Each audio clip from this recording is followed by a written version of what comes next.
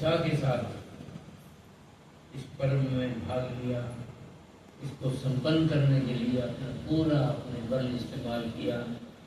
श्रद्धा विश्वास के साथ आपने प्रसाद ग्रहण किया और भगवान का गुणगान किया। बहुत अच्छा होता। पूजन चलता रहे थे, माता बहन कीर्तन चलाई हुई थी, लगातार चलता रहा, बहुत अच्छा। तो यहाँ शब्द आया आत्ममोक्ष, अर्थात हम अपने आप को बंधनों से छुड़ा के रहते हैं। कहीं राग में फंसेंगे, द्वेष में पड़ेंगे, निंदा में पड़ेंगे, चुगली में फंसेंगे, तो ये बंधन बना रहेगा, अंदर विकसित नहीं होने देता, आध्यात्मिक जीवन को विकसित नहीं होने देती है। वो सदगुरुदेव कृपा से आत्ममोक्ष हो।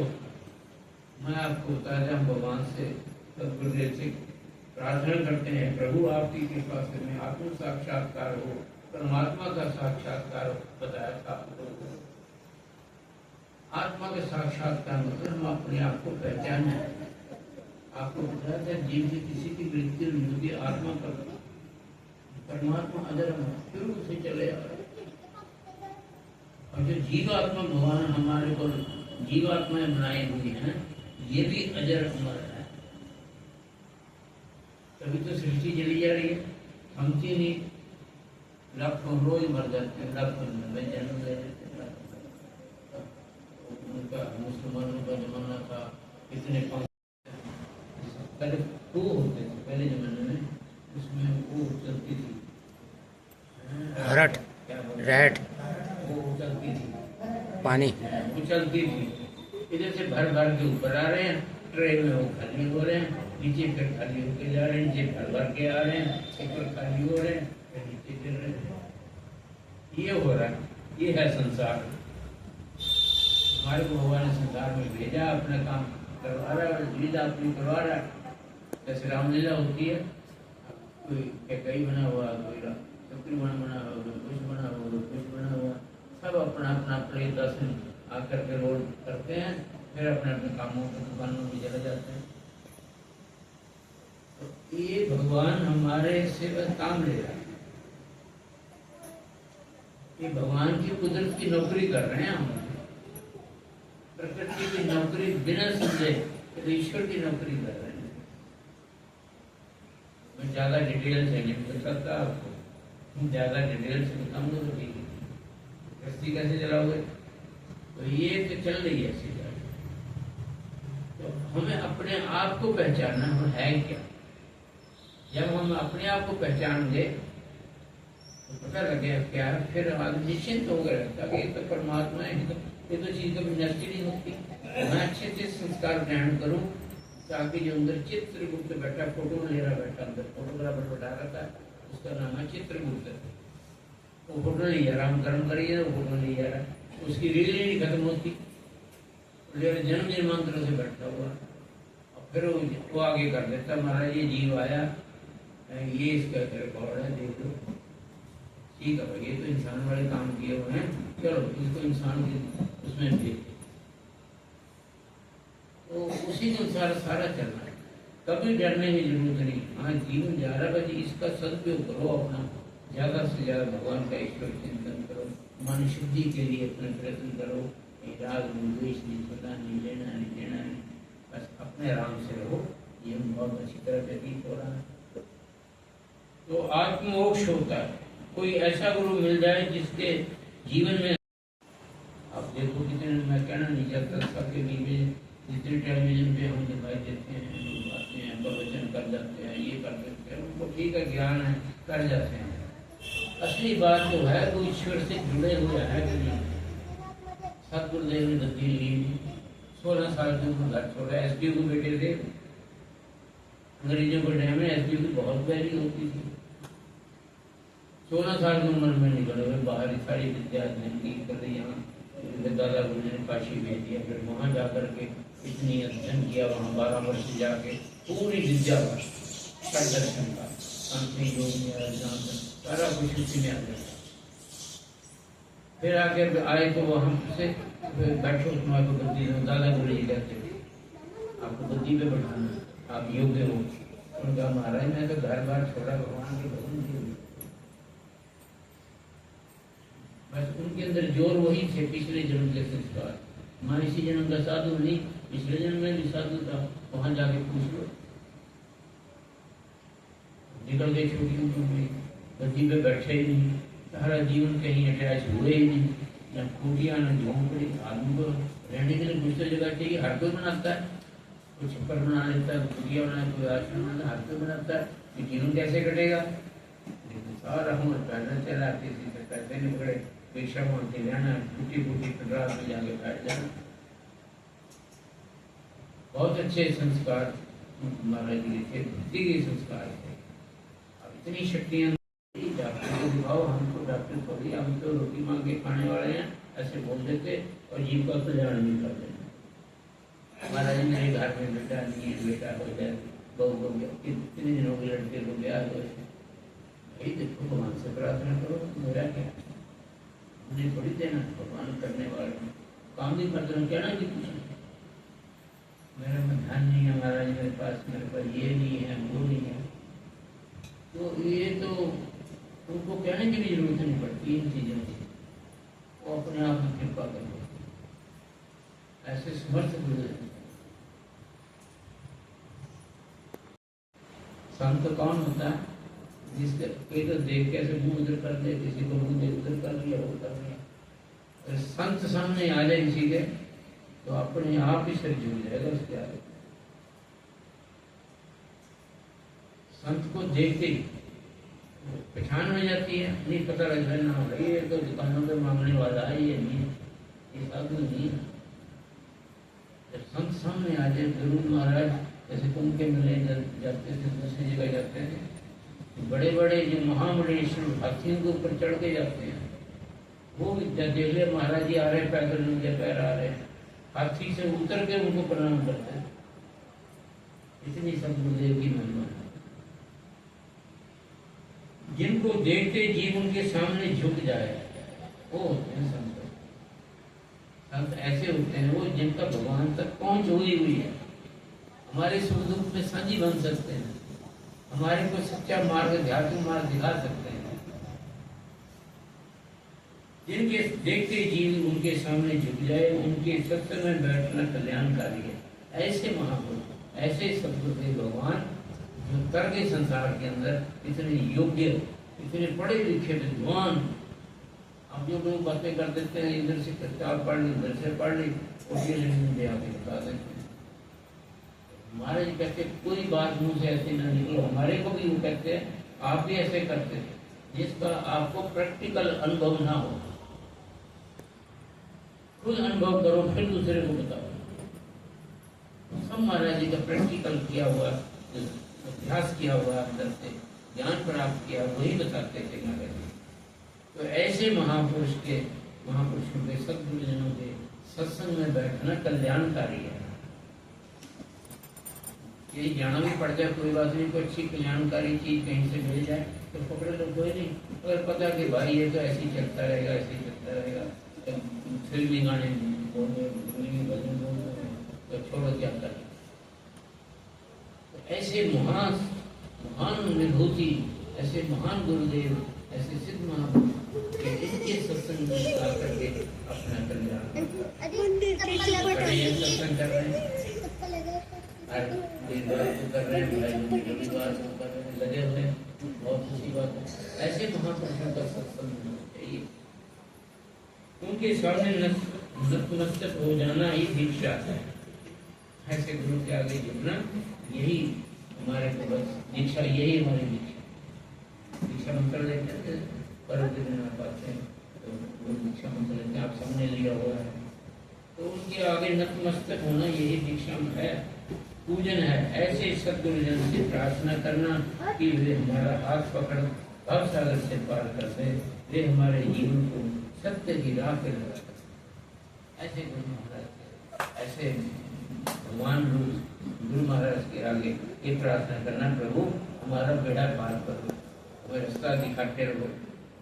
अब लाइट चली गई, बिल्कुल अंधेरा गुप्त हो गया, हमें कुछ दिखाई नहीं देता, अंधेरे में है हम, एक पैर रखने के लिए आगे हिम्मत नहीं होती, कहीं ठोकर ना खा के गिर जाए।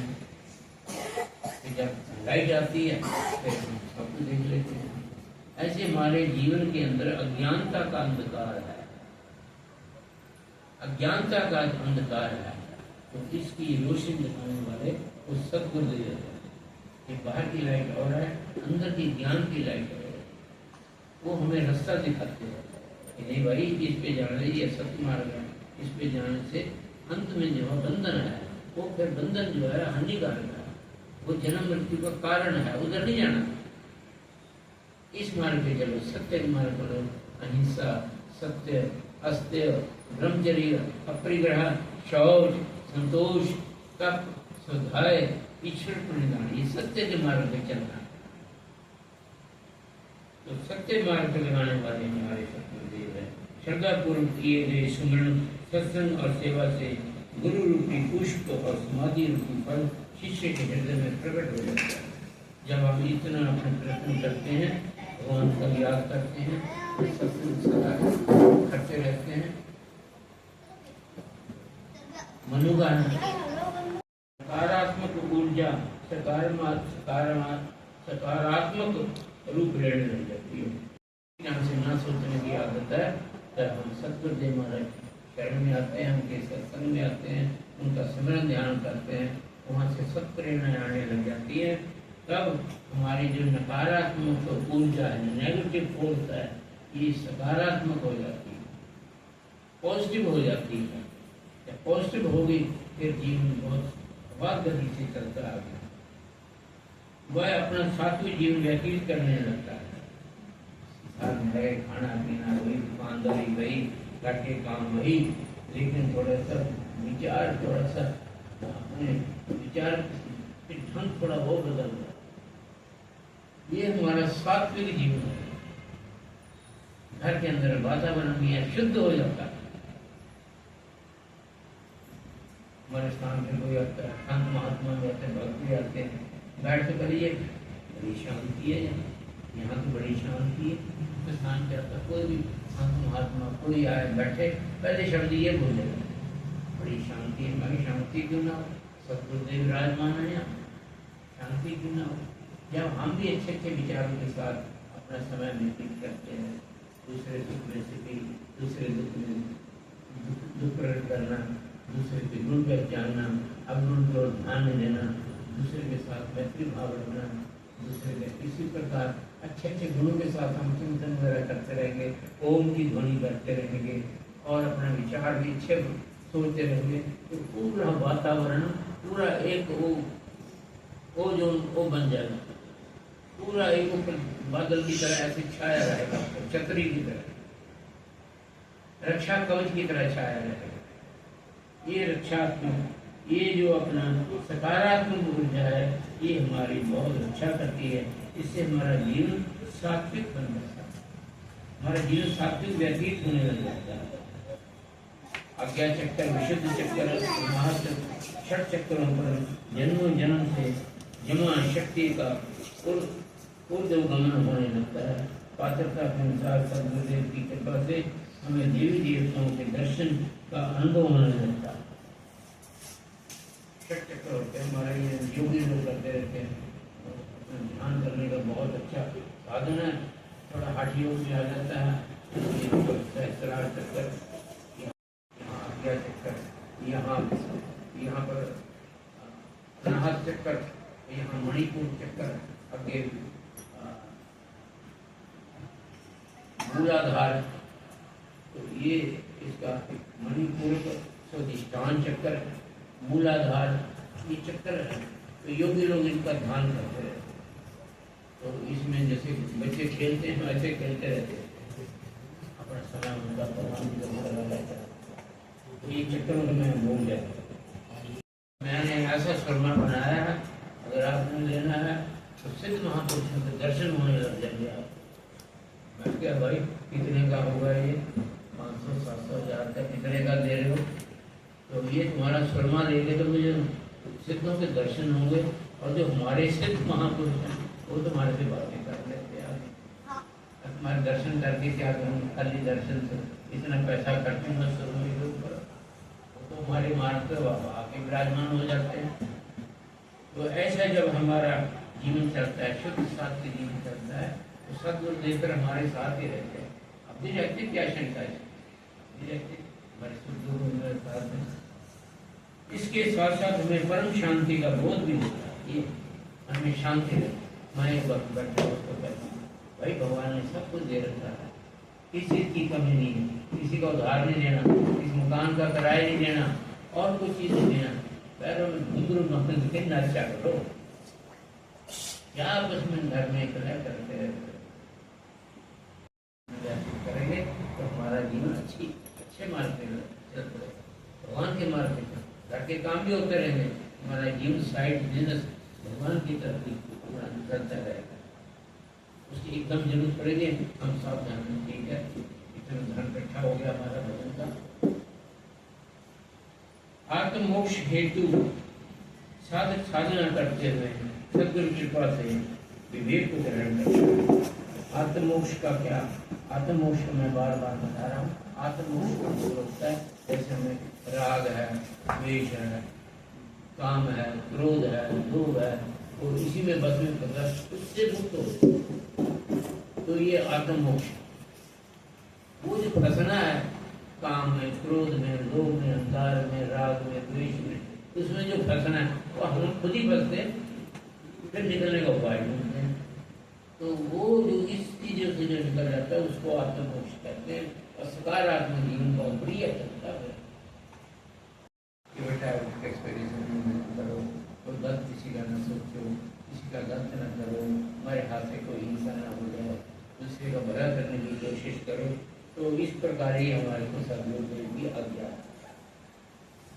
हम सदगुरु की आज्ञा का पालन करें और उन पर पूरा विश्वास रखें, अपने कल्याण के लिए उनके बताए रास्ते पर चले, हमें उनके होकर रहना है। परमात्मा सर्वत्र हैं, परिपूर्ण हैं, उनकी प्राप्ति में हमें सदगुरु देव ही करवाते हैं, भगवान की प्राप्ति में सदगुरु देव ही करवाते हैं। सदगुरु ही सर्वश्रेष्ठ तीर्थ है, उनके श्री चरण सुधा सागर में हम अपने मन को डुबोना सीख लें। जो ऐसा करता है उसके समान न तो कोई सुखी है न कोई सौभाग्य। जो गुरु के अनुसार चलता है उनके अनुसार अपना जीवन बनाता है, बुराइयों से बचता है। धर्म क्या है? बुराई से बचना, अच्छाई की ओर लगना, धर्म कर्म करना, ये धर्म है। बुराई से बचना और अच्छे काम में लगना, भगवान की तरफ अपना भजन पाठ में लगना, ये धर्म रहने वाला जीव है। और ना कोई पुण्य, इसके समान अब पुण्यवान भी है, सब भाग्यशाली भी है। ऐसा व्यक्ति सदगुरु का ही स्वरूप है। गुरु की आज्ञा मान के चलता है, उनकी आज्ञा में चलता है, बुराई से नकारात्मक वृत्ति से बचता है, सकारात्मक वृत्ति में लगता है, भगवान के भजन बुराइयों से बच के, तो ऐसा जीव सुखी प्राणी है, ऐसा जीव कल्याणकारी भाव को प्राप्त होता है, ऐसा जीव सौभाग्यशाली है, ऐसा जीव पुण्यवान है, ऐसा जीव गुरु का ही रूप है। देखो क्या करूँ,